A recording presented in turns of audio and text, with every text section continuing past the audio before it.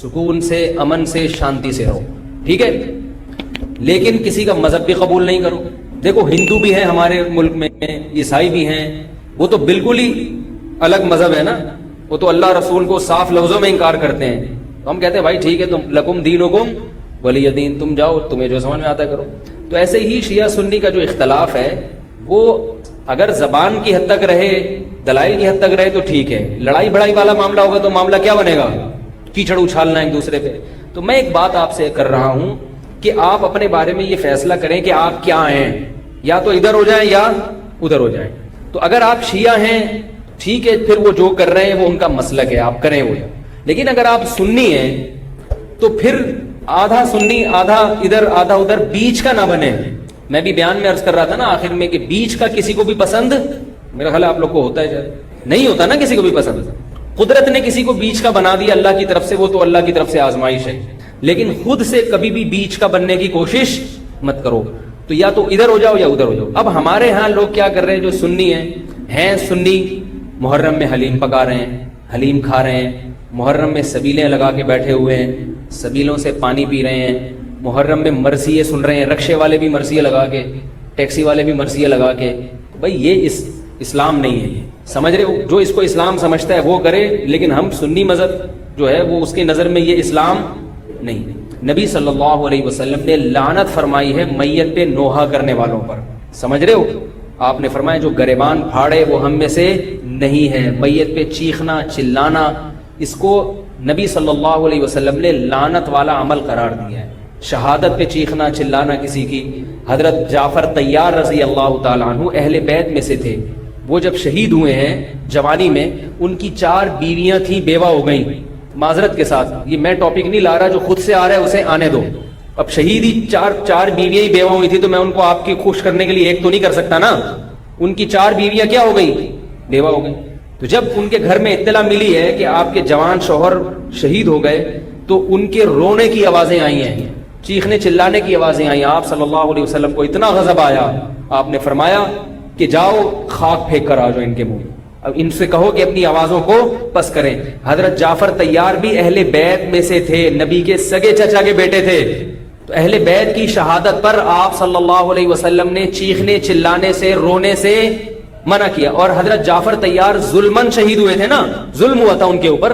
تو اسی طرح ہم یہ کہتے ہیں کہ جیسے حضرت جعفر طیار اہل بیت میں نبی کے سگے چچا زاد بھائی، حضرت حسین نبی کے نواسے، تو جیسے حضرت جعفر طیار کی شہادت پہ چیخنے چلانے والے کو نبی صلی اللہ علیہ وسلم نے پسند نہیں کیا، حالانکہ ان کی بیویوں کا رشتہ، بیوی کا جتنا قریبی رشتہ اپنے شوہر سے ہوتا ہے، اتنا قریبی رشتہ ہمارا حضرت جعفر طیار یا حضرت حسین سے نہیں ہے۔ رشتہ یقیناً ہے مگر اتنا قریبی نہیں جتنا بیوی کا ہوتا ہے، اولاد کا ہوتا ہے۔ تو جب بیویوں کو رونے کی اجازت نہیں ہے جو سب سے زیادہ متاثر ہوئی ہیں، تو ہم اور آپ کو حضرت حسین کی یاد میں چیخنے چلانے کی اجازت کہاں سے ہوگی؟ ہم زیادہ فنٹر بننے کی کوشش کیوں کر رہے ہیں بھائی؟ زیادہ آگے نکلنے کی کوشش کیوں کر رہے ہیں؟ یقیناً اہل بیت سے ایمان، اہل بیت سے محبت ہمارے ایمان کا جزو ہے، مگر اس محبت کا اظہار اس طرح سے کرنا ہے جس طرح سے اہل بیت سے محبت کا نبی نے حکم دیا ہے۔ نہیں آ رہی میرا خیال ہے، پولیس کی تو ضرورت نہیں ہے، جس طرح سے حکم دیا ہے بھائی اس طرح سے اہل بیت سے محبت کرنی ہے، اپنی طرف سے نہیں کرنی آپ نے۔ تو پہلی بات تو یہ حدیث سمجھ میں آ گئی، اور آپ صلی اللہ علیہ وسلم نے چیخنا چلانا، گریبان پھاڑنا اور یہ سب کے منع کیا ہے۔ تو سنی مذہب میں ماتم کی اجازت، چیخنے چلانے کی، ہا ہو کرنے کی اجازت نہیں ہے، سمجھ رہے ہو بات کو؟ تو آپ یہ کام نہ کریں، مرثی آپ نہ سنیں، انہیں سننے دیں، انہیں کرنے دیں۔ آپ رکشہ ٹیکسی چلا رہے ہو، کہہ رہے محرم کے احترام میں گانے نہیں لگاؤں گا، مرثیے لگا دوں گا۔ بھائی نہ گانے لگاؤ نہ مرثیے لگاؤ۔ اور مرثیوں میں جس طرح سے اہل بیت کا نام لیا جاتا ہے اس میں اہل بیت کی عزت نہیں ہے بلکہ اہل بیت کی توہین ہے۔ ہائے زینب، ہائے یوں، ہائے یوں۔ آپ اپنے گھر کی عورتوں کو چاہتے ہو کہ سڑک پہ ان کا اس طرح سے ہائے ہائے کر کے نام لیا جائے روڈ پہ؟ جب ہم اپنی عورتوں کے لیے ایسی توہین برداشت نہیں کرتے، وہ عورتیں جن کے تقدس کی قسم اٹھائی جا سکتی ہے، جن کے ناخن بھی کوئی نامحرم نہیں دیکھ پاتا تھا، اہل بیت عورتیں تھیں، نبی صلی اللہ علیہ وسلم کی نواسیاں، نبی صلی اللہ علیہ وسلم کے خاندان کی عورتیں، حضرت حسین رضی اللہ تعالیٰ عنہ کے خاندان کی عورتیں، تو ان کے بارے میں میرے بھائی کیسے یہ برداشت کیا جا سکتا ہے کہ کوئی بھی چیخے چلائے ان کا نام اس طرح سے توہین آمیز لہجے سے؟ اسلام نے اکرام سکھایا ہے، عزت اور احترام سکھایا ہے، اور عزت و احترام کے اصول اور آداب بھی سکھائے۔ تو اس لیے آپ لوگ یہ کام نہ کریں، جو کر رہا ہے اس سے بحث بھی نہ کریں. بولے میں ٹھیک ہے تمہارا مسئلہ ہے کوئی بات نہیں کر لو، ہم ہی نہیں کریں گے. تو یہ جو سبیلیں لگائی جا رہی ہیں، یہ کہا جاتا ہے کہ حضرت حسین کی یاد میں. یہ بھی ایک عجیب بات ہے. حضرت حسین رضی اللہ تعالیٰ عنہ اگر پیاس سے شہید ہوئے تو پانی پی کے یاد منائی جائے گی یا پانی سے اوائڈ کر کے یاد منائی جائے گی؟ عجیب بات ہے. مجھے ایک بات بتاؤ، آپ کا دوست بھوکا بیٹھا ہوا ہے، آپ اس دوست پہ ترس کھا رہے ہو، آپ کہہ رہے ہو اس کو فون کیا آپ نے، بھائی کیا یار، کہہ رہے 2 دن سے مجھے کھانا نہیں ملا، کہہ رہے بس پھر میرے سامنے جو کھانا رکھا ہے میں بھی نہیں کھا رہا، جب تو نے نہیں کھایا تو میں کیوں کھاؤں یار یہ مرغے. یہی ہوتا ہے نا یار، جب تو 2 دن سے بھوکا ہے تو میں بھی تو ایک وقت کا ناغہ کروں نا کھانے کا. لیکن آپ نے کیا کیا، آپ نے دوست کو فون کیا تجھے کھانا ملا، کہہ رہے 3 دن سے بھوکا ہوں. آپ نے کہا یار بہت افسوس ہوا یار، ایسا کر 2 پراٹھے لے کر ہوٹل کے بیرے کو 2 انڈے لے آ اور 2 دودھ پتی لے آ. ویسے تو 1 پراٹھا کھاتا تھا، آج کتنے کھاؤں گا؟ 2 کھاؤں. دوست فون پہ کہہ رہا ہے یار یہ آرڈر کا، کہہ رہا ہے یار تو بھوکا ہے، تیری یاد میں کیا کروں گا، کھاؤں گا بھی اور پبلک کو بولوں گا آ جا بھائی تو بھی آ جا یار تو بھی آ گیا. یہ کامن سینس، میری جو سینس ہے بھائی، میں سنی ہوں تو مجھے یہ والا چیز صحیح لگ رہی ہے. اگر پھر بھی آپ کو امام حسین کی یاد میں آپ کہتے ہیں شربت پئیں گے بھی پلائیں گے بھی، ٹھیک ہے آپ کو سمجھ میں آ رہا ہے، میں بندوق لے کے کسی کے پاس نہیں آؤں گا. لیکن مجھے جو یہاں ممبر پہ بٹھایا گیا ہے وہ بات کرنے کے لیے جو میری سمجھ میں آ رہی ہیں. کیا خیال ہے بھائی؟ تو اس لیے یہ سبیلیں چھوڑ دیں. پیاسے کو پانی پلانا یہ پورے سال سنت ہے، اور پیاسے کو پانی پلاؤ ایسی جگہ پہ جہاں پانی نہ ہونا. شہر میں سب جگہ پانی ہوتا ہے، سب جگہ پانی ہوتا ہے. تو یہ چھوڑ دیں، جو کر رہے ہیں ان کو کرنے دیں. چھوڑنے کا مطلب یہ نہیں کہ آپ جا کے بحث کریں. آپ یہ کام نہ کریں، نہ سبیل سے پانی پئیں نہ سبیل سے پانی پلائیں، کیونکہ لوگ اس کو اسلام سمجھ رہے ہیں جبکہ یہ اسلام نہیں ہے. سمجھ رہے ہیں؟ اس طرح محرم میں حلیم کا جو فلسفہ بیان کیا جاتا ہے وہ یہ بتایا جاتا ہے کہ حضرت حسین کو کچھ بھی نہیں ملا تھا، کھانے کو کچھ بھی نہیں ملا تھا. تو ہم اب سب چیزوں کا ایک مرغوبہ بنا کے پبلک کو کھلائیں گے، جس سے یہ پتہ چلے گا کہ دیکھو حلیم میں گوشت بھی ہے تو حضرت حسین کو گوشت بھی نہیں ملا، حلیم میں چاول بھی ہے تو چاول بھی نہیں ملے ان کو، حلیم میں دال بھی ہے تو ان کو دال بھی نہیں ملی، حلیم میں جو بھی ہے تو ان کو جو بھی نہیں ملی. تو حلیم ایک ایسی ڈش ہے جس میں اتنی ساری چیزیں آتی ہیں کہ یہ ساری چیزیں ایک جگہ جمع کسی اور ڈش میں نہیں ہوتی. تو سب چیزیں کھلانے کا ہمیں ثواب مل جائے گا. یہ بھی وہی ہے کہ انہیں کچھ بھی نہیں ملا اور آپ ان کی یاد میں سب کچھ کھا بھی رہے ہو اور سب کچھ کھلا بھی رہے ہو حلیم کے نام. تو یہ بھی کامن سینس کی چیزیں نہیں ہیں، اس لیے چھوڑ دو اللہ کا واسطہ. لوگ کیا کہتے ہیں، میں محرم میں حلیم اس نیت سے نہیں پکا رہا، میں تو ویسے ہی پکا رہا ہوں. تو ویسے ہی تو نے سفر میں کیوں نہیں پکایا، ویسے ہی آپ ربیع الاول میں کیوں نہیں پکا لیتے، ویسے ہی آپ رمضان میں کیوں نہیں پکا لیتے، آج ہی ویسے ہی خیال آیا. تو بھائی چھوڑ دو. یہ اسلام خدا کی قسم بدنام ہو رہا ہے دنیا میں. غیر مسلم جب یہ اسلام دیکھے گا اس کو اسلام میں اٹریکشن نظر آئے گی، وہ حلیم کھانے کے لیے مسلمان ہوگا، وہ شب برات کے پٹاخوں کے لیے حلووں کے لیے ہوگا. نبی سے صحابہ نے پوچھا کہ اسلام کیا ہے، تو آپ صلی اللہ علیہ وسلم نے مختلف حدیثوں میں اس کا مختلف جواب دیا ہے. ایک جگہ فرمایا کہ اسلام ہے کلمہ شہادت، صرف ایک خدا ہے ہمارا، اور نماز قائم کرنا، زکوٰۃ ادا کرنا، حج کرنا اور روزے رکھنا. ایک جگہ فرمایا اسلام یہ ہے کہ تم غربا کا خیال کرو، ان تطعم الطعام، لوگوں کو کھانا کھلاؤ. یہ مطلب نہیں حلیم کھلاؤ، کھانے کا مطلب یہ کہ لوگوں کی بنیادی ضرورتیں سارا سال پوری کرو. اس کو سفر میں ضرورت ہے تو محرم کا انتظار مت. جب غریب کو موقع ملے کہ بھی دیکھو محلے پڑوس میں رشتہ داروں میں کوئی غریب ہے اس کا خیال کرو. آپ سمجھ میں نہیں آ رہی میرا خیال ہے. اچھا، تو اسی طرح جو میں نے عرض کیا آپ کو، یہ جو قصے کہانیاں ہیں کربلا سے غیر ضروری واقعات، یہ میں نے بتایا کہ غلط ہوتے ہیں، ان کو بھی نہ سنا کریں آپ. ان کے غلط ہونے کی ایک دلیل تو میں بیان سے پہلے دے چکا ہوں. ایک اور دلیل کہ جو خطیب لوگ چاہے وہ شیعہ ہوں یا بعض سنی، سب میں ہیں ایسے لوگ.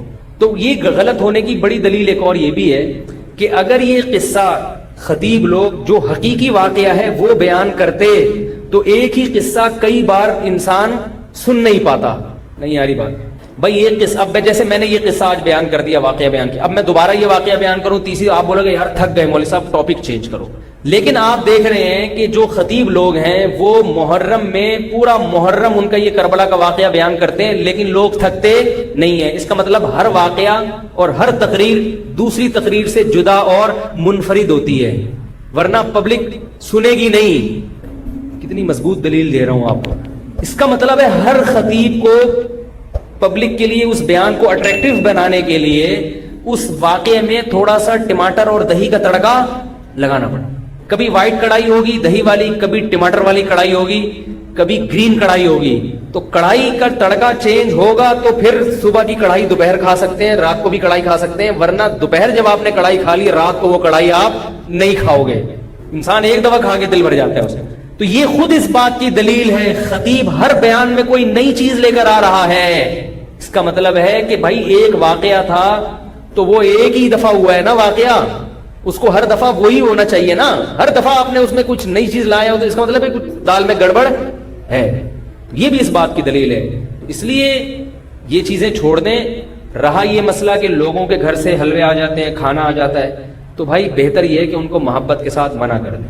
بولے ہم حضرت حسین رضی اللہ تعالیٰ عنہ سے محبت ضرور کرتے ہیں مگر کھا کے بولو بھائی نہیں, روزہ رکھ کے, ٹھیک ہے ہم نہیں کھائیں گے. اور اگر آپ یہ سمجھتے ہیں کہ لڑائی ہو جائے گی, بعض دفعہ وہ بیچارے نے تقریر تو نہیں سنی ہوتی, وہ تو محبت میں ہی لا رہا ہے, تو اگر لڑائی ہو جائے گی تو رکھ لیں, لیکن محبت سے اس کو مسئلہ سمجھا دیں, یار میں رکھ رہا ہوں تاکہ تمہارا دل نہ ٹوٹے مگر یہ ہے غلط. رہا یہ مسئلہ کہ اس کو کھا بھی لیں. اب آپ ایک دم نا سارے جوش میں ہو گئے, یار اگلا بتاؤ, یار اگلا اسٹیپ ہمارے لیے بہت امپورٹنٹ ہے, یہ مسئلہ نہیں ہے رکھنا نہ رکھنا. رکھ لیا تو اب کیا کریں, اب آپ جوش میں آ رہے ہو, اب میں آپ کو 2 گھنٹے بھی بٹھا کے رکھوں نا آپ بیٹھ جاؤ گے, میں کہوں 2 گھنٹے بعد جواب دوں گا آپ بیٹھے رہو گے یہاں. اب کیا کرنا ہے, تو وہ کھانا حلال ہے یا نہیں, اس کا مدار اس پر ہے کہ اگر وہ حضرت حسین کو خوش کرنے کے لیے صدقہ کیا ہے, خوش کرنے کے لیے, تو غیر اللہ کا تقرب حاصل کرنے کے لیے کوئی عبادت کرنا یہ شرک ہے. آئی بات سمجھ میں؟ نہیں آ رہی میرا خیال ہے. صدقہ خیرات صرف کس کے لیے ہوتا ہے, اللہ کی رضا کے لیے. پھر تو وہ چونکہ غیر اللہ کے لیے ہے وہ حرام ہے, اس کا کھانا بالکل ناجائز. اور اگر کسی نے حضرت حسین کو ثواب پہنچانے کے لیے یہ کام کیا ہے, آئی بات سمجھ میں, مقصد اللہ کی رضا ہے, نیت یہ کہ حضرت حسین کو اس صدقے کا ثواب پہنچ جائے, تو یہ عمل بدعت ہے مگر اس سے وہ کھانا حرام بولو بھائی نہیں ہوتا. قبول کرنا غلط ہے کیونکہ اس سے بدعت کی تائید ہو رہی ہے, مگر وہ کھانا حرام نہیں ہوتا. کھانا وہ جائز ہے, اس کو پھینکے نہیں, کھا لیں, میرے گھر نہ بھیجیں, ٹھیک ہے خود کھا لیں آپ اس کو. یہی مسئلہ ربیع الاول کے حلووں کا بھی یہی مسئلہ ہے, 11ویں شریف کا بھی یہی ہے کہ اگر کسی نے 11ویں شریف حضرت گیلانی رحمۃ اللہ علیہ کو ثواب پہنچانے کے لیے 11ویں نکالی ہے, تو ثواب تو کسی کو بھی پہنچایا جا سکتا ہے, لیکن چونکہ وہ اس کو ضروری سمجھ رہے ہیں یا افضل سمجھ رہے ہیں اور دن متعین کر لیا تو یہ بدعت تو ہے, لہذا اس 11ویں شریف کے حلوے کو قبول نہ کریں, بدعت کی تائید ہے. اور اگر پھٹے بازی کا اندیشہ ہے, لڑائی جھگڑا ہے, محلے داری بھی کرنی ہے, لوگ کہتے ہیں مولوی صاحب تمہیں تو محلے داری کرنی نہیں ہوتی, آپ لوگ تو مسجد سے آئے نکل لیے بدلی گلی سے, ہم تو محلے داری بھی کرنی ہوتی ہے. تو اگر ڈر ہے کہ نفرتیں پھیلیں گی تو قبول کر لیں, لیکن محبت سے اس کو سمجھا دیں, اور جب قبول کر لیا تو ضائع کرنے سے بہتر ہے کہ اس کو کھا لیں, رزق ہے وہ. لیکن اگر کسی نے نیاز نکالی حضرت گیلانی کو خوش کرنے کے لیے کہ اس سے ان کا قرب حاصل ہوگا, وہ خوش ہوں گے, ان کی رضا مقصد ہے, تو پھر یہ کیا ہے, شرک ہے. کیونکہ صدقات و خیرات صرف اور صرف جانور کا حلال کرنا صرف اللہ کے لیے, صدقہ یہ عبادت جتنی بھی ہیں وہ صرف کس کے لیے ہوتی ہیں, اللہ کے لیے ہوتی ہیں. سمجھ رہے ہو بات؟ تو پھر اگر غیر اللہ کے لیے ہے پھر یہ نظر لغیر اللہ ہے, یہ حرام ہے, ناپاک ہے, نجس ہے. پھر ایسی صورت میں آپ اس کو نہیں کھا سکتے. کیا پوچھ رہے ہیں آپ؟ ہاں یہ بڑا سوال.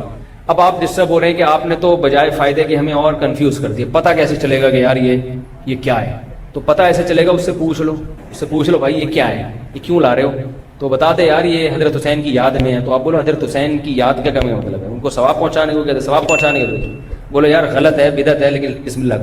اس لیے کوشش کریں کہ رد کر دیں اس کو. یہ تو میں قبول کرنے کا اس صورت میں کہہ رہا ہوں کہ بہت ہی کوئی مسئلہ, بعض لوگ پھر دینداروں سے نفرت کرتے ہیں, اس کو اس نے تو پورا بیان نہیں سنا ہوگا نا, بہت سے بیچاروں میں جہالت بھی ہوتی ہے, ان کو پتہ نہیں ہوتا. لڑے نہیں کسی سے, محبت سے انکار کرتے ہیں, یار ہم لوگ حلوے مانڈے والے نہیں, میرے گھر تو پہلے اب تو یہ چیزیں آتی نہیں ہیں, لیکن لوگوں نے جائز چیزیں چھوڑنا بھی بھیج دی ہیں.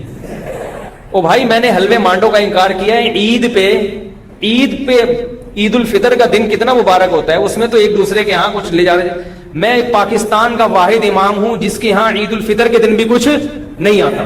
میں اللہ کا شکر ہے کھانے پینے کا بھوکا نہیں ہوں الحمدللہ, مجھے اللہ نے بہت رزق دیا. ایک دن میں نے اپنے خاص دوست سے پوچھا, میں نے کہا یار عید کے دن تو امام کو تو لوگ تھوڑا سا پوچھ لیتے ہیں, ٹھیک ہے اللہ نے مجھے بہت دیا ہے, لیکن اتنا بھی پھیکا نہیں ہونا چاہیے پبلک کو کہ امام سے اتنی عقیدت تو ہوتی ہے. یار عید بقرعید میں تو اڑوس پڑوس لوگ امام صاحب کے گھر کوئی بریانی شریانی, میں نے کہا مجھے شوق نہیں ہے کوئی بریانی شریانی کا, لیکن مجھے لوگوں کے اس ایٹیٹیوڈ پہ تعجب ہوتا ہے کہ مجھے 10 سال ہو گئے تو عید پہ تو کچھ بھیج دو.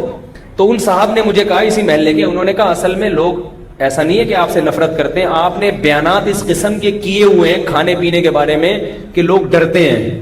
لوگ کیا کرتے ہیں؟ ڈرتے ہیں کہیں بھیج دیا تو ایسا نہ ہو کہ وہیں سے واپس کر دیں. یہ اتنا سخت آپ نے اس میں موقف اختیار کیا ہے. تو میں نے کہا وہ تو حلوے مانڈوں کے بارے میں اختیار کیا.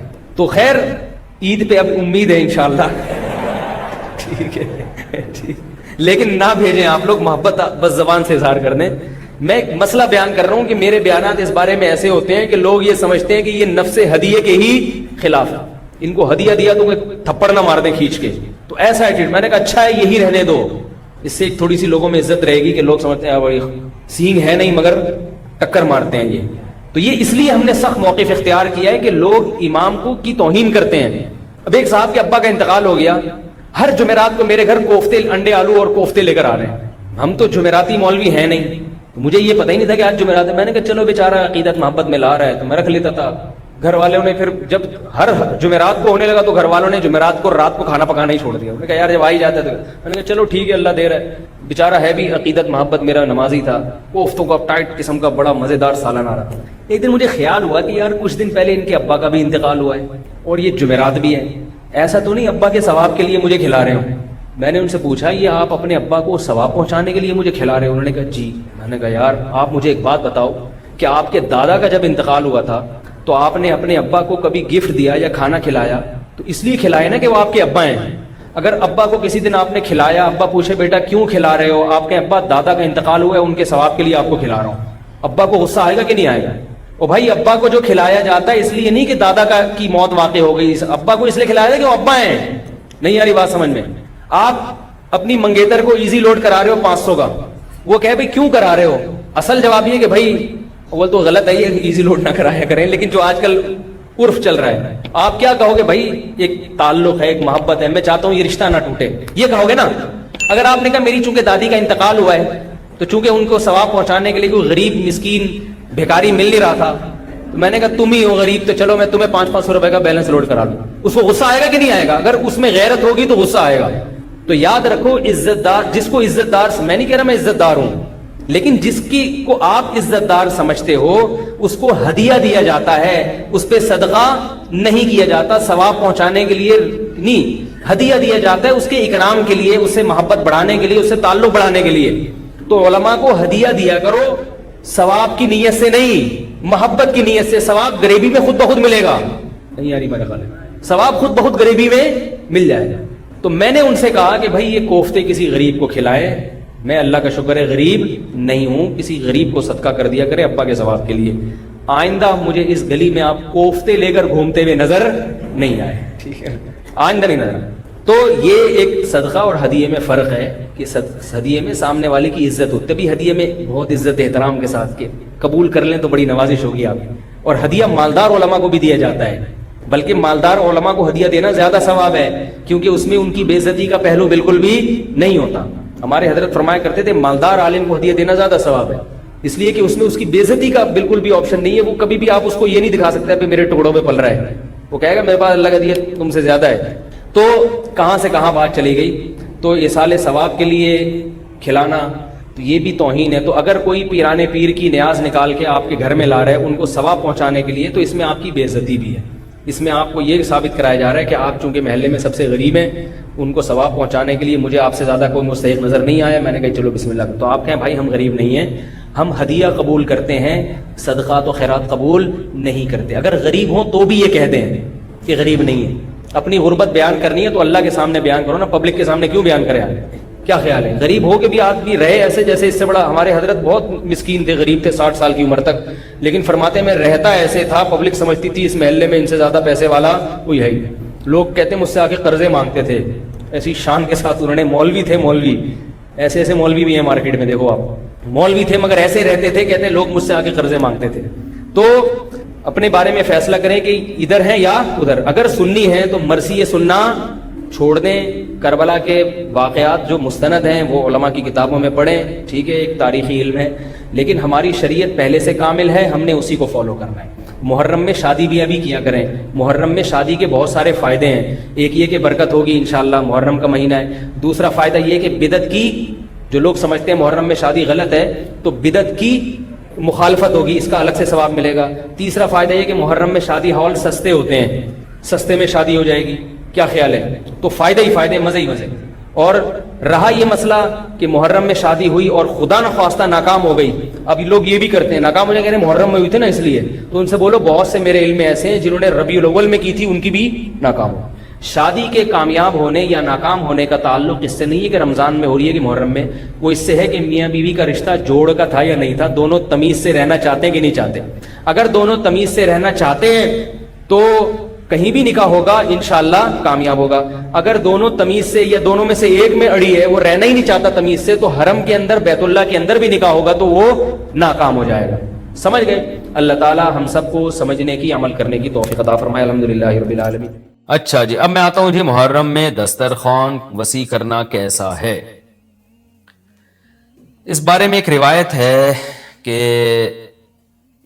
عاشورہ کے دن جو اپنے اہل و عیال پر دسترخوان وسیع کرے گا, ان کو کھلائے گا, تو اللہ اس کے رزق میں برکت دیں گے. یہ روایت سند کے لحاظ سے کمزور ہے. بعض علماء کی رائے یہ ہے کہ اگرچہ کمزور روایت ہے مگر فضائل میں چلتی ہے, تو کوئی اچھی نیت سے دسترخوان وسیع کر دے, وسیع کر رہا ہے نا, کوئی یتیم کے منہ سے نوالا تو نہیں چھین رہا نا, کھلا ہی رہا ہے, تو اگر کوئی گھر والوں پہ اس دن اچھا کھلا دے گا تو اس میں کیا حرج ہے. بعض علماء کی یہ رائے ہے, وہ بھی اصحاب علم ہے. لیکن بندہ ایک کو ہمیشہ سے ایک اشکال رہا ہے کہ جب ایک بالکل بے غبار صحیح حدیث ہمارے سامنے موجود ہے, تو اس کے مقابلے میں ایسی کمزور روایت کو ہم کس بیس پہ ترجیح دے سکتے ہیں. ہمارے سامنے جو بے غبار اور بالکل مستند حدیث ہے, جس کی سند پہ کوئی کلام نہیں ہے, وہ ہے روزہ. عاشورہ کے دن روزہ رکھنا چاہیے. روزہ اور دسترخوان آپس میں جمع نہیں ہو سکتے. یعنی عاشورہ کے دن جب آپ دسترخوان وسیع کریں گے تو روزہ کیسے رکھیں گے؟ تو بعض لوگوں نے یہ تعویل کی ہے کہ افطاری میں کر لیں آپ, تو افطاری میں تو 10 تاریخ نہیں رہے گی نا, 11 شروع ہو جائے گی, وہ تو 11 محرم ہو جائے گی. بعض لوگوں نے یہ کہا کہ جی 9 محرم کو جب سورج غروب ہو تو عاشورہ کی رات کو دسترخوان وسیع کر لیں. تو حدیث کے ظاہر سے تو عاشورہ کا دن معلوم ہوتا ہے کہ جب عاشورہ والا دن شروع ہو چکا ہو, یعنی صبح صادق کے بعد. یعنی حدیث میں تکلفات کرنے پڑ رہے ہیں, اس کی تعویلات کرنی پڑ رہی ہیں. تو اس بارے میں علامہ ابن تیمیہ رحمہ اللہ کی رائے ہمیں بہت صحیح معلوم ہوتی ہے. انہوں نے یہ لکھا ہے کہ اصل میں ہوا یہ تھا کہ جب شیعہ حضرات نے عاشورہ کے دن کو منحوس سمجھنا شروع کر دیا کہ یہ منحوس دن ہے اور اس میں غم کا دن ہے, تو بعض سنیوں نے ان کے مخالفت میں نا اس کو خوشی کا دن منانا شروع کر دیا. یعنی ہوتا ہے نا, آپ کسی کی مخالفت میں حد سے تجاوز کرتے ہیں, تو انہوں نے خوشی کے دن کے لیے اس میں کھانے پینے کی روایتیں گڑھ لی, کھاؤ پیو کھلاؤ پلاؤ, تاکہ بالکل ان کی مخالفت ہو. تو حقیقت یہی معلوم ہوتا ہے کہ چونکہ صحیح حدیث میں روزے کا تذکرہ ملتا ہے, اور روزہ اور کھلانا پلانا جمع نہیں ہو سکتے.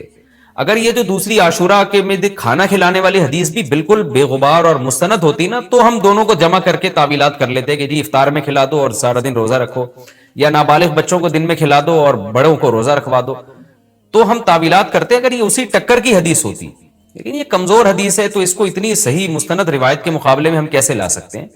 تو وہ ابن تیمیہ رحمہ اللہ کی بات کافی معقول معلوم ہوتی ہے کہ بعض شامی لوگوں نے یہ روایت کو گڑھا ہے صرف شیعہ لوگوں کی دشمنی اور مخالفت میں, کہ اس کو خوشی کا دن, تو عاشورہ کا دن تو نہ غم کا دن ہے نہ خوشی کا دن ہے, عبادت کا مقدس دن ضرور ہے, تو برکت کا دن ضرور ہے. تو اس لیے اس میں صحیح بات یہی معلوم ہوتی ہے کہ یہ کھلانا پلانا والا جو روایت ہے یہ ہمیں صحیح معلوم نہیں ہوتی. روزہ رکھیں, اور افطاری میں تو ویسے ہی دسترخوان وسیع کرنا چاہیے. افطاری میں سموسے پکوڑے جلیبیاں بچوں کو کھلائیں تاکہ ان کو روزہ رکھنے کی اور زیادہ حوصلہ افزائی ہو. تو اس لیے ہماری رائے اس میں یہی ہے کہ عاشورہ کے دن بس روزہ ہی کی فضیلت ہے, دسترخوان والی بات ہمیں ٹھیک معلوم نہیں ہوتی, کیونکہ اس کے مقابلے میں جو ہے نا دسترخوان والی حدیث کے مقابلے میں زیادہ صحیح حدیث ہے جو روزہ تو کھانا پینے سے اجتناب کا نام ہے, اور افطاری میں تو ویسے ہی آدمی کھا لیتا ہے, وہ اس کے لیے پھر ضرورت نہیں ہے الگ سے ہمیں کسی روایت کی. سورہ فتح میں تو اللہ تعالیٰ نے صحابہ کرام کی تعریف کی ہے. محمد الرسول اللہ, محمد اللہ کے رسول ہیں صلی اللہ علیہ وسلم. والذین معہ اشداء علی الکفار, اور جو محمد کے ساتھ ہیں وہ کافروں پہ بڑے سخت ہیں. یہاں مراد کافروں سے وہ کافر جن سے میدان جنگ میں لڑا جاتا ہے. عام کافر جو آپ کے ساتھ رہتے ہیں، آپ کے ملک میں رہتے ہیں، ان پہ سختی کرنے کی اجازت نہیں ہے۔ اس میں تو قرآن کے الفاظ ہیں قولوا للناس حسنا، لوگوں سے اچھے انداز میں بات کیا کرو، اچھی بات کیا کرو، تو لوگوں میں سب داخل ہیں۔ تو جو اسلام دشمن ہیں ان کے بارے میں قرآن کہہ رہے اشداء علی الکفار، یہ کافروں پہ بہت سخت ہیں، رحماء بینہم، آپس میں رحم دل ہیں۔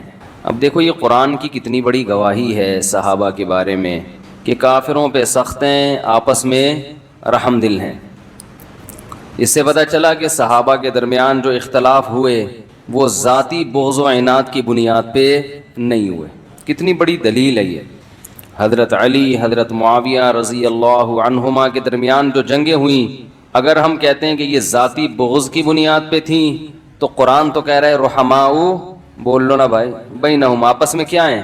رحم دل ہیں۔ تو اس سے پتہ چلتا ہے کہ یہ لڑائی ذاتی بغض کی بنیاد پہ نہیں تھی، ہر ایک کا ایک موقف تھا جو اس موقف کو درست سمجھتا تھا۔ اور یہ ہوتا ہے انسانوں میں، اختلاف ہمیشہ سے چلا آ رہا ہے، آج بھی ہے، قیامت تک رہے گا کہ آپ کا ایک چیز میں ایک موقف ہوتا ہے، دوسرا اس موقف سے اختلاف۔ اب سوال یہ پیدا ہوتا ہے، بھائی چپ، آواز آ رہی ہے آپ کی، پھر وہی، اب آپ کا ایک موقف یہ ہوتا ہے، آپ سوال ہوگا کہ بھائی ہم اپنے موقف پہ ڈٹ جائیں، دوسرا اپنے موقف میں مگر تلوار تو نہ چلائیں نا۔ تو اصل میں یہ اختلاف ہی اسی چیز پر تھا کہ تلوار چلائی جائے کہ نہیں چلائی جائے۔ اس پر کئی دفعہ پہلے بیان ہو چکا ہے، تو گلا بیٹھا ہی رہتا ہے رمضان میں، کہ حضرت معاویہ رضی اللہ تعالی عنہ کا موقف یہ تھا کہ حضرت عثمان کے قاتلوں سے قصاص لیا جائے۔ جب تک قصاص نہیں لیا جاتا حضرت علی کی خلافت کو ہم تسلیم نہیں کرتے، اور جب خلافت تسلیم ہی نہیں کی ہے تو ہمارا شمار باغیوں میں نہیں ہوگا۔ تو باغی کی ان کی نظر میں جو ڈیفینیشن تھی وہ یہ تھی کہ جو حاکم کے خلاف بغاوت کرے۔ تو جب ہم نے مانا ہی نہیں ہے، جب حضرت عثمان کے قاتل قتل کیے جائیں گے تو ہم آپ کے ہاتھ پہ بیعت ہوں گے۔ دوسری طرف حضرت علی رضی اللہ تعالی عنہ تھے جن کا موقف یہ تھا کہ لوگ مجھے خلافت کے لیے منتخب کر چکے ہیں، تو حضرت معاویہ کو بھی میرے ہاتھ پہ بیعت کر لینی چاہیے۔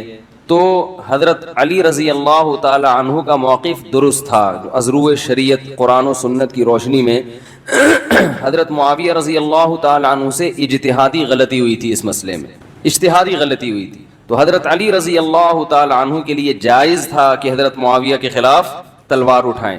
لیکن حضرت معاویہ رضی اللہ تعالی عنہ چونکہ آپ کو ابھی تک خلیفہ ہی نہیں مانتے تھے، تو ان کے لیے بھی جائز تھا کہ وہ اپنے دفاع میں تلوار اٹھائیں، فقہی اعتبار سے جائز تھا۔ جائز کا مطلب کہ انشاءاللہ اللہ کی رحمت سے امید ہے کہ یہ اجتہادی غلطی تھی، اس پر ان کو گناہ نہیں ملا ہوگا، کیونکہ نبی صلی اللہ علیہ وسلم نے فرمایا جب کوئی اجتہاد کرتا ہے فَإِنْ أَصَابَ فَلَهُ أَجْرَانِ، اگر وہ درست نتیجے پہ پہنچے تو 2 اجر ملتے ہیں، وَإِنْ أَخْطَأَ فَلَهُ أَجْرٌ وَاحِدٌ، اگر اس سے غلطی ہو جائے تو بھی 1 اجر ملتا ہے۔ اب یہ اجتہادی غلطی جس نوعیت کی بھی ہوگی، لیکن نبی صلی اللہ علیہ وسلم کی خوشخبری دونوں کے لیے، چاہے یہ چھوٹی غلطی ہو بڑی غلطی ہو۔ تو اور تیسرا موقف کچھ صحابہ کا یہ تھا جو نہ حضرت علی کے ساتھ تھے اور نہ حضرت معاویہ کے ساتھ۔ حضرت علی رضی اللہ تعالی عنہ ان کے پاس گئے کہ بھئی آپ ہمارے ساتھ چلیں، تو وہ اپنی تلوار لے کر آئے لکڑی کی۔ ایک صحابی کہا کہ مجھے نبی نے کہا تھا کہ فتنوں کا دور آنے والا ہے تو اس میں اپنی تلوار لکڑی کی بنا لینا، یعنی کسی کے خلاف تلوار نہ اٹھانا، دونوں طرف مسلمان ہوں گے، تو میں تو اگر آپ کہتے ہیں تو اسی تلوار سے چلتا ہوں۔ تو اب دیکھو یہ بھی صحابی رسول تھے، ان کا موقف یہ تھا کہ کسی کے خلاف تلوار نہیں اٹھائی جائے گی۔ تو اب تینوں میں سے صحیح تو ایک ہی ہے نا۔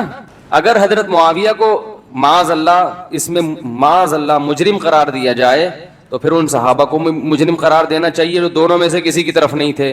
ان کو تو کوئی بھی مجرم قرار نہیں دیتا، بلکہ ان کو یہ کہتے ہیں بھائی ان کا موقف یہ تھا ہم نے کسی کے خلاف نہیں لڑنا۔ حالانکہ جب حضرت علی کو خلیفہ مان لیا جائے تو حضرت علی رضی اللہ تعالی عنہ اگر کسی سے کہہ رہے ہیں کہ میرے ساتھ آ کے لڑو تو اس کی بات ماننا واجب ہے۔ اور ہمارا موقف یہی ہے کہ حضرت جن صحابہ نے اس موقع پر حضرت علی کا یا حضرت معاویہ کا کسی کا بھی ساتھ نہیں دیا، وہ بھی اجتہادی خطا پر تھے، مگر اجر ان کو بھی ملے گا۔ اس لیے کہ وہ جو حدیثیں تھی فتنے کے بارے میں کہ جب مسلمانوں کی تلواریں آپس میں چلیں گی، تو وہ یہ سمجھ رہے تھے وہ اس موقع کے بارے میں ہے۔ بات آ رہی ہے سمجھ میں؟ تو ہر شخص نے جو اس کو سمجھ میں آیا اس کے حساب سے اللہ کو راضی کرنے کی کوشش کی ہے ہر شخص نے. زبیر ابن عوام عبداللہ ابن زبیر ابن عوام رضی اللہ تعالی عنہ نے جا کے خطاب کیا نا, جب حضرت علی کے لشکر میں تھے, جا کے خطاب کیا کہ لقد علمنا ان فیکم زوجۃ النبی صلی اللہ علیہ وسلم, ہم جانتے ہیں کہ تمہارے درمیان نبی کی زوجہ بھی ہیں. وہ ابتدا میں حضرت معاویہ کی طرف تھیں. اس سے پتہ چلتا ہے کہ کچھ معاملہ اتنا مشتبہ ہوا کہ اتنی بڑی فقیہہ بھی ابتدا میں کس کی طرف ہیں؟ حضرت معاویہ کی طرف ہے, اتنی بڑی فقیہہ. اور ادھر حضرت علی کی فوج میں یہ صحابی رسول جا کے کیا خطاب کر رہے ہیں کہ ہمیں پتہ ہے کہ تمہارے درمیان پیغمبر کی زوجہ ہیں, لیکن اللہ ہمیں آزما رہا ہے کہ ہم اللہ کے حکم پہ عمل کرتے ہیں یا پیغمبر کی زوجہ کی رعایت کرتے ہیں. کیونکہ اللہ کا حکم کیا ہے جو آج ہم نے سورہ حجرات پڑھی کہ وَإِن طَائِفَتَانِ مِنَ الْمُؤْمِنِينَ اقْتَتَلُوا فَأَصْلِحُوا بَيْنَهُمَا فَإِن بَغَتْ إِحْدَاهُمَا عَلَى الْأُخْرَى فَقَاتِلُوا الَّتِي تَبْغِي, کہ مسلمانوں کی دو جماعتیں لڑ پڑیں تو پہلے سلو کی کوشش کرو, سلو میں کامیاب نہ ہو تو جو باقی جماعت ہے اس کے خلاف تلوار چلاؤ. تو ہم یہ سمجھتے ہیں کہ علی رضی اللہ عنہ برحق خلیفہ ہیں, اب ان کی خلافت کو کوئی تسلیم نہیں کرے گا تو وہ کس میں شمار ہوگا؟ اس کا باغیوں میں. کائن من کان, جو بھی ہوگا ہم اس کے خلاف. تو یہ صحابہ پہ بہت بڑی آزمائش تھی اللہ کی طرف سے, بہت بڑی آزمائش تھی. تو اس آزمائش میں وہ کتنے کامیاب ہوئے یہ ان کا معاملہ, اور کس کا معاملہ؟ اللہ کا.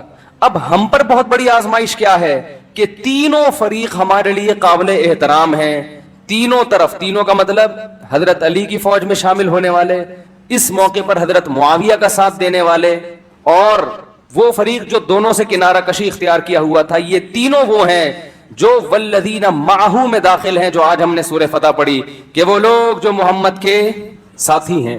کیسا پیارا لقب اللہ نے ان کو دیا ہے, کیسا پیارا لقب دیا ہے. یعنی کتنے اچھے عنوان سے اللہ نے خطاب کیا کہ محمد کی شان بھی بڑی اونچی کہ وہ اللہ کے رسول ہیں. والذین, اور وہ لوگ معہو جو محمد کے ساتھ ہیں. تم دیکھو کہ ہر وقت ان کے ساتھ تمہیں نظر آئیں گے, تبوک میں جاتے ہوئے ساتھ نظر آئیں گے, بدر میں ساتھ نظر آئیں گے, احد میں ساتھ نظر آئیں گے, تو ایمان میں ساتھ نظر آئیں گے. تو جو لوگ محمد صلی اللہ علیہ وسلم پر ایمان لائے وہ ادھر کی جانب, اور جو ایمان نہیں لائے وہ دوسری جانب. تو اس طرف کے جتنے بھی لوگ ہیں اشداء علی الکفار رحماء بینہم, وہ آپس میں کیا ہے؟ رحم دل ہیں. تراہم رکعا سجدا, اے مخاطب تو ان کو دیکھے گا کبھی رکوع میں کبھی سجدے میں. یبتغون فضلا من اللہ ورضوانا, اور ہر وقت اللہ کے فضل کی تلاش میں لگے رہتے ہیں, ہر وقت اللہ کے فضل کی تلاش. یعنی اللہ ان کے رکوع اور سجود کے مخلص ہونے کی گواہی دے رہا ہے. میرے اور آپ کا سجدے میں اللہ کی رضا مقصود ہے یا نہیں, اس کا ہم دعویٰ نہیں کر سکتے. میں نماز پڑھتا ہوں, میں یہ دعویٰ نہیں کر سکتا میں اللہ کے لیے پڑھ رہا ہوں. آپ نماز پڑھتے ہیں, آپ یہ دعویٰ نہیں کر سکتے, کوئی دلیل نہیں ہے. لیکن اللہ کہہ رہے ہیں جو محمد کے ساتھی ہیں, جنہوں نے بھی اس موقع پر کلمہ پڑھ کے اسلام قبول کیا. دو حصوں میں ڈیوائیڈ کر دیا اللہ نے کہ ایک وہ ہے جو محمد کے ساتھی نہیں ہے دوسری طرف ہیں, اور ایک وہ ہے جو اس طرف ہیں. تو حضرت معاویہ کس طرف تھے؟ کیا وہ غیر مسلم تھے؟ معاذ اللہ. کیا وہ کافر تھے؟ معاذ اللہ. اہل سنت والجماعت کا عقیدہ ہے کہ حضرت معاویہ مومن تھے. منافق تو کافروں میں شامل ہوتا ہے نا. حضرت ابو بکر نے آپ کو کمانڈر بنایا, حضرت عثمان نے آپ کو کمانڈر بنایا, حضرت عمر رضی اللہ تعالی عنہ نے آپ کو کمانڈر بنایا. تو یہ کیا سب منافقین, معاذ اللہ, منافقین پر اعتماد کرتے رہے تھے؟ تو جہاں تاریخی روایات ہیں, چاہے وہ خبر واحد ہو, چاہے وہ صحیح حدیث ہی کیوں نہ ہو, لیکن وہ قرآن کی اتنی متواتر بشارت کے مقابلے میں اس کی کوئی حیثیت نہیں ہے. یا تو آپ میں بصیرت نہیں ہے احادیث کا مطلب سمجھنے کی, یا وہ روایت صحیح نہیں ہے. دونوں میں سے ایک بات ہے, اللہ کی کتاب غلط نہیں ہو سکتی. قرآن اتنی تعریفیں کر رہا ہے. تو جیسے یہ صحابہ پر آزمائش تھی کہ اس موقع پر کون اعتدال سے, اور صحابہ نے اعتدال کا دامن نہیں چھوڑا.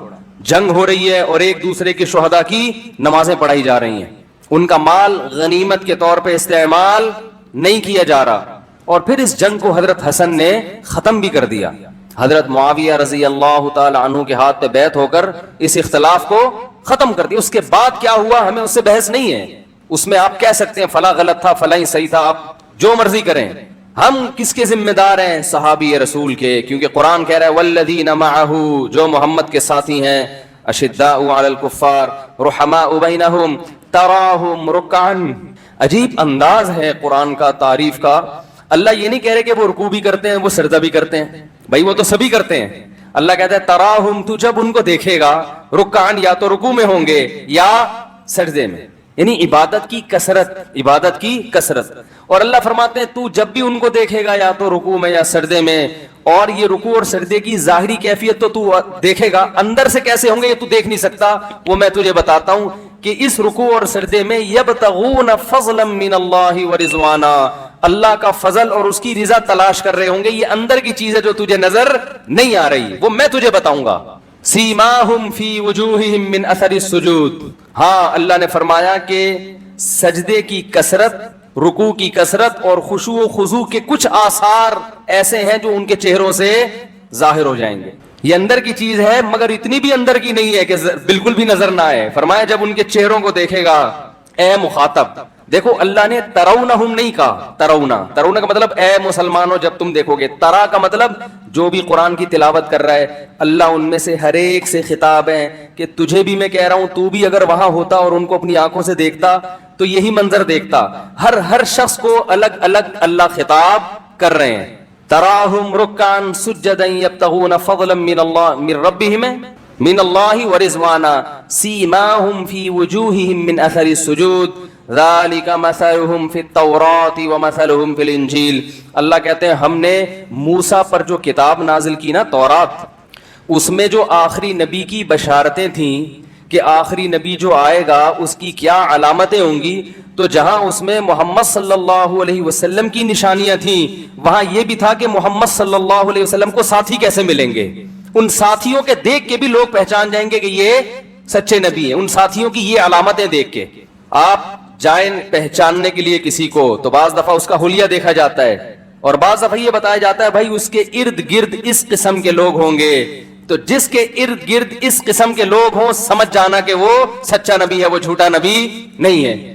کتنی بڑی فضیلت صحابہ. اور آج ہر بدبخت انجینئر پلمبر اٹھ کے بیٹھتا ہے اور صحابہ کے خلاف ایک طوفان بدتمیزی کھڑا کر دیتا ہے، جس کو نہ بولنے کی تمیز نہ بات کرنے کی تمیز، بیٹھ کے فضول بحثوں میں لوگوں کو ڈال دیا. حضرت ابو سفیان رضی اللہ تعالی عنہ جو دیر سے اسلام لائے، ان کے بارے میں ایسے دبے دبے الفاظ سے ان کی بے ادبی کی ہے کہ جیسے اس کو تکلیف ہو رہی ہے کہ وہ جنت میں کیوں جائیں گے، یعنی ان کا اللہ نے اسلام قبول کیوں کر لیا. ایسے جیسے کوئی دیر سے اسلام لائے نا تو آپ خوش ہوں گے نا، چلو یہ بھی الحمدللہ اسلام میں داخل ہو گئے، اللہ نے ان کو بھی جہنم کی آگ سے بچا لیا.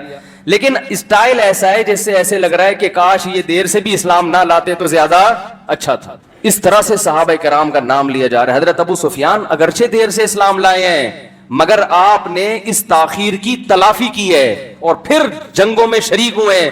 جو اسلامی سرحدوں پر اور جنگیں لڑی گئی ہیں اس میں اس نقصان کی تلافی کی ہے جو دیر سے اسلام لانے کی وجہ سے ہوا. خالد ابن ولید بھی تو بہت جلدی اسلام نہیں لائے نا. اب کوئی کہ خالد ابن ولید کا نام جیسے ہی آئے زبان پہ کہے یار ان کی وجہ سے تو احد میں 70 صحابہ شہید ہوئے تھے. حضرت حمزہ نبی کے سگے چچا، ٹھیک ہے انہوں نے شہید نہیں کیا مگر شہادت کا اصل سبب تو خالد ابن ولید بنے تھے نا، انہوں نے تو پلٹ کے حملہ کیا تھا اور ان کی وجہ سے تو بڑے بڑے حضرات شہید ہو گئے اور نبی کو زخم پہنچے. یہ تو سب خالد ابن ولید کی وجہ. ہاں وہ صلح حدیبیہ کے بعد مسلمان ہو گئے، ان کے اسلام کو قبول کر لیا گیا لیکن بہرحال دیر سے مسلمان ہوئے. اس کا مطلب ہے کہ آپ کے دل میں خالد ابن ولید کے بارے میں بغض چھپا ہوا ہے. ہم کہتے ہیں خالد ابن ولید نے اسلام کو واقعتاً بہت نقصان پہنچایا لیکن اس نقصان کی تلافی کی ہے اور ایسا فائدہ پہنچایا خالد ابن ولید نے کہ 9 تلواریں توڑی ہیں ایک دن میں دشمنوں پہ اور سیف اللہ کا خطاب ملا.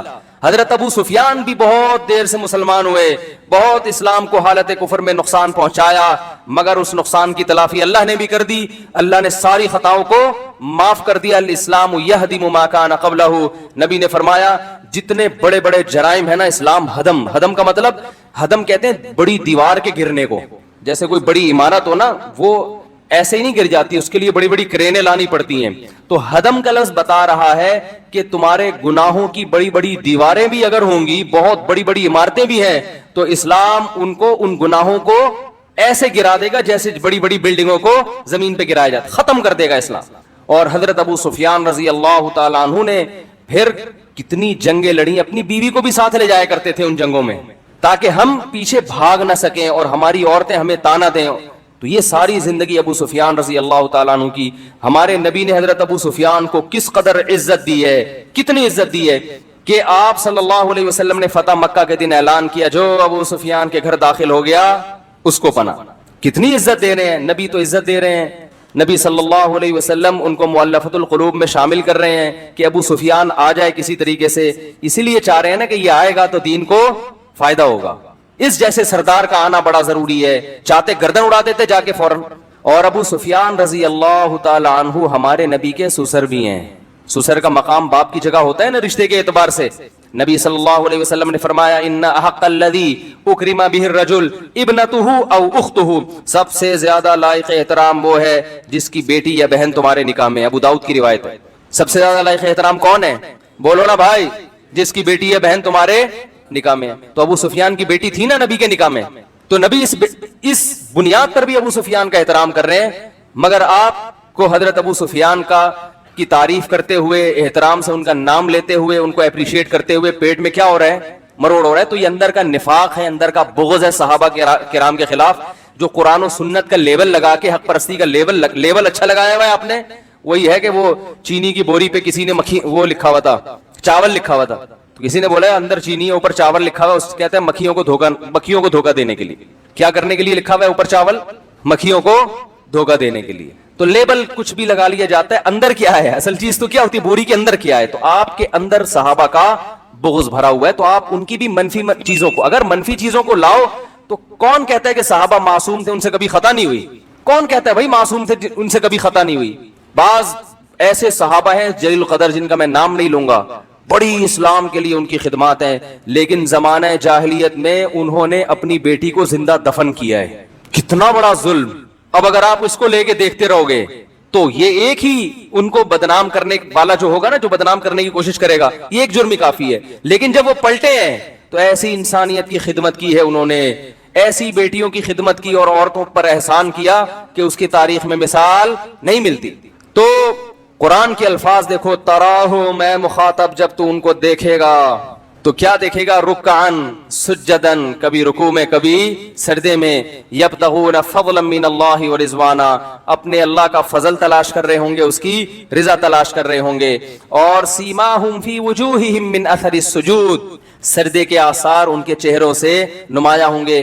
اور آخر میں اس بات کو اللہ نے بڑے پیارے کلام کے ساتھ ختم کیا، ذالک مثلہم فی التوراۃ، فرمائے یہ ان کی مثال ہم تورات میں بھی دے چکے تھے، وَمَثَلُهُمْ فِي الْإِنْجِيلِ، اور انجیل میں بھی۔ عیسیٰ ابن مریم کو بھی ہم نے بتا دیا تھا کہ آخری نبی کی علامات کیا ہوں گی، اس کو ساتھی بڑے خاندانی ملیں گے، کیونکہ حضرت موسیٰ کو جو قوم ملی وہ خاندانی۔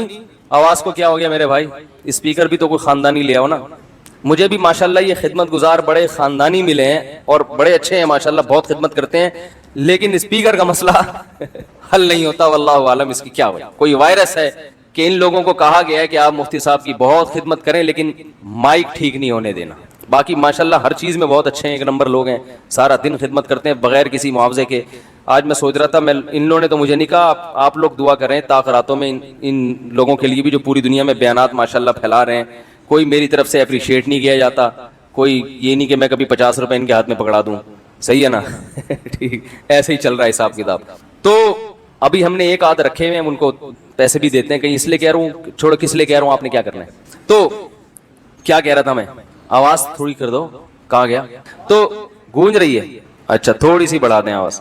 تو قرآن کے الفاظ کیا ہے کہ یہ ہم نے، ہاں میں عرض کر رہا تھا کہ موسیٰ علیہ السلام کو ساتھی صحیح نہیں ملے، کیسا ان پر حضرت موسیٰ نے احسان کیا، اور فرعون غرق بھی ہو گیا تو بھی کہہ رہے ہیں پکڑے گئے موسیٰ، پھر بچڑے کو معبود بنا لیا، اور نہیں کیا کیا، وہ حضرت موسیٰ بالآخر دنیا سے چلے گئے اور اللہ سے آخر میں دعا مانگ کے گئے، اللہ میری اس قوم سے جان چھڑا دے، میری اس قوم سے ففرق بینی وبین القوم الفاسقین، میری جان چھڑا دے۔ اور حضرت موسیٰ کا انتقال ہو گیا، پھر کوئی نبی آئے ہیں جن کی میت میں انہوں نے جہاد کیا جا کے۔ حضرت عیسیٰ کو اچھے بھی ملے برے بھی ملے، اس میں وہ بات نہیں تھی جو حضرت عیسیٰ کے حواری تھے، لیکن محمد صلی اللہ علیہ وسلم کو جو ساتھی ملے، قرآن کہتا ہے کہ آخری نبی ہیں، تو ساتھی ان کو کیسے دوں گا؟ خاندانی. اور ان ساتھیوں میں حضرت علی بھی تھے جو یقیناً صحابہ میں بہت افضل ہیں، حضرت معاویہ سے بہت زیادہ افضل مقام ہے حضرت علی کا، اہل سنت والجماعت کا عقیدہ ہے. لیکن ان میں انہی ساتھیوں میں حضرت معاویہ بھی تھے، حضرت ابو سفیان بھی تھے، مغیرہ ابن شعبہ بھی تھے رضی اللہ عنہم اجمعین. تو ان کی اگر ان سے کوتاہیاں ہوئی ہیں تو یہ اجتہادی خطائیں ہیں، جس میں بہت بڑا طبقہ، صرف اگر آپ معاذ اللہ حضرت معاویہ کو برے کہتے ہو تو صرف حضرت معاویہ نہیں آتے، بڑے بڑے جو صحابہ حضرت معاویہ کے ساتھ تھے سب لپیٹ میں آتے.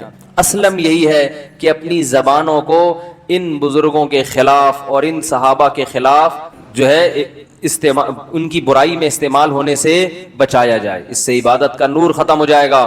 اور یہی اہل سنت والجماعت کا ہمیشہ سے عقیدہ چلا آ رہا ہے، ہمیشہ سے. عقائد کی کتابوں میں لکھا ہوا ہے کہ مشاجرات صحابہ، جو صحابہ کا آپس میں اختلاف ہوا، اللہ کے حوالے کر دو. ہم چھوٹے لوگ ہیں، بڑے لوگوں کے ان معاملات میں دخل اندازی کو ہم پسند نہیں کرتے. اور وہ جب ایک چیز ختم ہو گئی، ٹھیک ہے، اس کے اثرات رہے، وہ اثرات منفی اثرات رہے، اس کا امت کو نقصان ہوا. اسی اثرات کی بیس پہ تو ہم کہتے ہیں کہ غلطی بہرحال کس کی تھی؟ حضرت معاویہ کی تھی. میں اجتہادی خطا پر تھے، جان کر ان سے یہ غلطی نہیں ہوئی ہے. تو اگر آپ کہتے ہیں میری سمجھ میں نہیں آتا، تو بھائی وہ ان کی سمجھ میں وہ نہیں آ رہے تھے، اور ایک گروہ صحابہ کا ایسا تھا جن کی سمجھ میں دونوں نہیں آ رہے تھے. ٹھیک ہے نا؟ تو سمجھ کے بارے میں تو یہ ہوتا ہے نا کہ آپ کی سمجھ میں ایک چیز آئے دوسرے کی نہ آئے. اور پھر قرآن نے کیا کہا آخر میں سورہ فتح کے؟ اللہ نے فرمایا كَزَرْعٍ أَخْرَجَ شَطْأَهُ فَآزَرَهُ فَاسْتَغْلَظَ فَاسْتَوَىٰ عَلَىٰ سُوقِهِ يُعْجِبُ الزُّرَّاعَ لِيَغِيظَ بِهِمُ الْكُفَّارَ. فرمایا محمد کے ساتھیوں کی ایک مثال جو ہم نے انجیل میں بیان کی ہے، فرمایا جیسے ایک کوپل باریک سے نکلتی ہے، طوفان سے کسان جو ہے اس کو ہواؤں سے بچاتا ہے، باڑ لگا دیتا ہے کانٹوں کی، کس طرح سے اس کو میں جو ہے یہ حفاظت کروں پرندوں سے، تو کیسی اس کے جو ہے نا وہ بہت حفاظت کرتے کرتے اپنے ہاتھوں سے اس کو سینچتا ہے، اور پھر بالآخر وہ تناور درخت میں تبدیل ہو جاتے ہیں، اس کی جڑیں مضبوط ہو جاتی ہیں. اس کے بعد وہ دوسرے کسان اس کو دیکھ کر حسد کرنے لگتے ہیں. جب وہ ننھے پودے تھے ان کو دیکھ کر کسی کو جیلسی نہیں ہوتی تھی، لوگ کہتے تھے ان کو تو ایک ٹھوکر مارو اڑ جائیں گے. لیکن اللہ فرماتے ہیں جب وہ تناور درخت میں تبدیل ہو جاتے ہیں اور ان کی جڑیں مضبوط ہوتی ہیں، يعجب الزراع ليغيظ بهم الكفار، تو دوسرے کسان اس کو دیکھ کر حسد کرنے لگتے ہیں کہ یہ تو بڑے طاقتور ہو گئے. تو اللہ تعالیٰ کہتے ہیں کہ محمد صلی اللہ علیہ وسلم کے ساتھی بھی پہلے بلال حبشی کی شکل میں، ابو بکر کی شکل میں، 2 4 6 8 جو معمولی کونپلے ہیں، بلال حبشی کے سینے پہ پتھر رکھے جا رہے ہیں، وہ آہ نہیں کر سکتے، وہ احتجاج نہیں کر سکتے. کوئی اس قوم پہ حسد کرنے والا نہیں تھا، ترس کھانے والے تھے کہ خباب ابن ارد کو لٹایا جا رہے انگاروں پہ، تو کیا بیچارہ اپنا دفاع کریں گے. ترس کھانے والے بہت تھے. حسد تو اس پہ کیا جاتا ہے نا جس کے پاس کچھ ہو، لیکن اللہ فرماتے ہیں پھر ایسا تناور درخت ہم نے بنا دیا. خلفائے راشدین کی خلافت دیکھو، پھر حضرت معاویہ کے دور میں آپ دیکھیں کہ جو بحری بیڑا بنائے اور بہت بڑی دنیا پر مسلمانوں کی حکومت قائم ہوئی ہے. تو اللہ فرماتے ہیں صحابہ کے ذریعے میں نے اس دین کو کیا بنا دیا؟ تناور درخت بنا دیا. اب دنیا دیکھ کے حسد کرنے لگی، جلنے لگے، انہی صحابہ سے جلنے لگے. تو یہ جو جلن ہے یہ صحابہ کی قوت اور طاقت کی وجہ سے، جو غیر مسلم اس سے جل رہے ہیں. تو یہ مثال بھی اللہ نے کس کی دی؟ قرآن میں صحابہ کی. اور انجیل میں اللہ نے یہ مثال دی کہ ایسے ساتھی ہوں گے جو کمزوری سے ایک دم طاقت پکڑیں گے، جیسے ایک معمولی سا پودا تناور درخت میں تبدیل ہو جاتا ہے. پھر اللہ فرماتے ہیں وعد اللہ الذین آمنوا وعملوا الصالحات منہم، جو بھی ایمان لائے اور نیک اعمال کیے، منہم مغفرتن، اللہ نے ان سے مغفرت کا وعدہ کیا اور اجر عظیم کا. اب پتہ یہاں بھی جو فسادی ہوگا اس آیت کا ترجمہ کیا کرے گا کہ ان میں سے جو ایمان لائے اور نیک اعمال اختیار کیے ان سے اللہ نے اچھا وعدہ کیا ہے. حالانکہ یہ منہم کا تعلق وعدہ سے ہے، سمجھ رہے بات؟ وعدہ منہم، اللہ نے ان سے وعدہ کیا ہے، ان میں سے نہیں. ان سے اللہ نے وعدہ کیا ہے کہ اللہ ان کو اجر عظیم اور مغفرت دے گا. تو آپ جیسے ہوتے ہیں نا ویسا ترجمہ کرتے ہیں آپ. یہ لوگ کیا ترجمہ کرتے ہیں کہ ان میں سے جو ایمان لائیں گے، یعنی ان میں سے کچھ ایسے ہیں جو اوپر سے ہیں اندر سے نہیں ہے. تو حالانکہ قرآن صحابہ کی تعریف کر رہا ہے، تو یہ ہو نہیں سکتا کہ ایک طرف کہہ رہا ہے تم ان کو ہر وقت رکوع میں دیکھو گے، ہر وقت سجدے میں دیکھو گے، اور یہ ان سب کے سب کو تم دیکھو گے اللہ کا فضل تلاش کر رہے ہیں. تو بات ساری مومنین کی چل رہی ہے. تو اب قرآن آ کے یہ نہیں کہے گا کہ ان میں بھی 2 قسمیں ہیں. نہیں یاری میرا خیال ہے بس قرآن کی ایک آیت ہے نا ورضوان من اللہ اکبر, یہ من کا جو استعمال ہے نا اس سے بعض دفعہ لوگ دھوکہ کھاتے ہیں. قرآن میں آتا ہے ورضوان من اللہ اکبر, رضوان جو ہے من اللہ اکبر. اب اس کا لفظی ترجمہ کیا ہے؟ رضوان اللہ سے بڑی ہے. ورضوان من اللہ, من عربی میں کہتے ہیں جیسے دین, بیٹر دین دس, یہ اس سے بہتر ہے. تو قرآن میں آتا ہے ورضوان من اللہ اکبر, رضوان اللہ سے کیا ہے؟ بولو نا بھائی, رضوان رضا کو بھی کہتے ہیں. تو مجھے یاد ہے میں پہلا سال تھا میرا مدرسے میں, ہمارے استاذ نے کچھ لڑکوں کو بلایا جو پرانے ہو گئے تھے, پرانے سے مراد یعنی سینئر تھے, ان سے کہا کہ وہ بعض گاؤں کے دیہاتی تھے, ان سے بولا کہ یہ جو رضوان من اللہ اکبر اس کا ترجمہ کیا ہے؟ تو انہوں نے کہا رضوان جو ہے وہ اللہ سے بڑا ہے. پھر انہوں نے کہا کہ ترجمہ تو یہ بنتا ہے کہ کوئی رضوان فرشتہ ہوگا جو اللہ سے معاذ اللہ بڑا ہوگا. کہہ رہے مطلب تو کفری ہے لیکن مطلب اس کے علاوہ کوئی بنتا نہیں. اب کنفیوز ہو گئے کہ یار رضوان اللہ سے بڑا کیسے ہو گیا. تو مجھے بلایا, میں تو پہلی درجے میں تھا بالکل, تو مجھے بلا کے پوچھا اس کا کیا مطلب. میں نے کہا رضوان من اللہ, وہ رضوان جو اللہ کی طرف سے ہو, وہ اکبر, وہ سب سے بڑی چیز ہے. نہیں یاری بات سمجھ, رضوان رضا کو بھی کہتے ہیں نا, رضوان من اللہ ہی جو اللہ کی طرف سے ہو, اکبر وہ سب سے بڑی ہے, یعنی اللہ کی جو رضا ہے وہ سب سے بڑی ہے. تو یہ من کو دائیں بائیں کرنے سے ترجمہ کیا ہو جاتا ہے؟ تو انہوں نے مجھے بڑی خاندانی قسم کی شاباش دی ماشاءاللہ, ابھی تک مجھے یاد ہے, وہ الحمدللہ بھول گئے ہوں گے. تو ایسی چیزیں انسان یاد رکھتا ہے نا جو مارکیٹ میں اس قسم کی چیزیں. اپنے طالب علمی کے ایک جب شو بازی پہ آئے تو تھوڑی ایک اور شو کا واقعہ سنا. تو جب شو مارنے پر آئے تو پھر کچھ شو تو مرے صحیح طریقے سے. میں ایک دفعہ دور حدیث میں تھا تو مجھ سے حدیث کا سوال پوچھا ہمارے استاذ نے. وہ حدیث میں آتا ہے کہ جس نے جھوٹا خواب گڑھا, جھوٹا خواب سنایا تو اس کی بڑی سخت سزا ہے, اس کو اللہ تعالیٰ جو کے 2 دانوں میں گرہ لگانے کا حکم دیں گے جو ناممکن ہے, یعنی ایسے کام کا حکم دیں گے جو ممکن نہیں. تو خواب جھوٹا سنانا بہت بڑا جرم ہے. تو ہمارے استاذ نے مجھ سے سوال پوچھا, دور حدیث کا امتحان تھا, کہ جھوٹا عام جھوٹ بولنا بھی گناہ ہے تو جھوٹا خواب زیادہ بڑا گناہ کیوں ہے؟ یعنی جھوٹا خواب سنانا یہ اتنا بڑا جرم کیوں ہے؟ عام جھوٹ کی نسبت اس کا جرم زیادہ کیوں ہے؟ اچھا میں نیچے دیکھ رہا تھا تو ان کو یہ شبہ ہوا کہ کہیں یہ حدیث کی کتاب میں جواب تو نہیں تلاش کر رہا. تو خیر میں نے جب نظر اٹھائی, میں سوچ میں پڑا ہوا تھا, تو میں نے نظر اٹھائی تو میں نے جواب دیا ان کو. میں نے کہا بھائی حدیث میں آتا ہے, دوسری حدیث میں آتا ہے کہ خواب نبوت کا 46واں حصہ ہے, خواب نبوت کا 46واں حصہ. تو اگر کوئی جھوٹا خواب سنائے گا تو یہ ایک طرح سے کس پہ جھوٹ باندھ رہا ہے؟ اللہ پہ, کیونکہ اس میں نبوت کا شائبہ, وحی کا شائبہ ہے. تو جیسے کوئی پیغمبر اللہ پہ معاذ اللہ جھوٹ باندھے جو کہ ممکن نہیں ہے, تو قرآن کہہ رہا ہے کہ ہم اس کی شہرت کاٹ ڈالیں گے, کیونکہ یہ عام جھوٹ نہیں ہے بلکہ یہ اللہ کی طرف نسبت. تو خواب بھی نبوت کا 46واں حصہ ہے, تو اس میں بھی خدا کی طرف جھوٹ کی نسبت ہو رہی ہے. انہوں نے کہا دیکھا ہے تم نے یہ جواب؟